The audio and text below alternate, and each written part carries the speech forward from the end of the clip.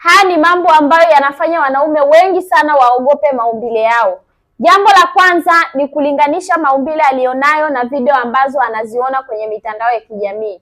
Na jambo la pili ni kuamini kwamba maumbile makubwa ndiyo maumbile bora zaidi.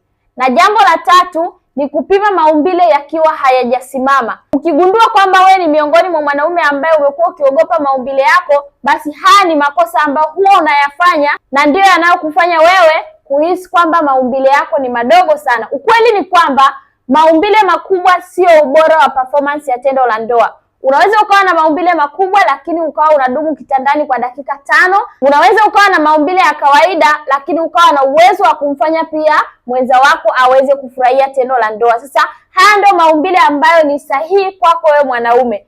Endelea kufuatilia mwendelezo wa vipindi vyangu ili kuendelea kupata elimu zaidi juu ya afya uzazi wa mwanaume pamoja na mwanamke. Afya yako ipo mikononi mwako.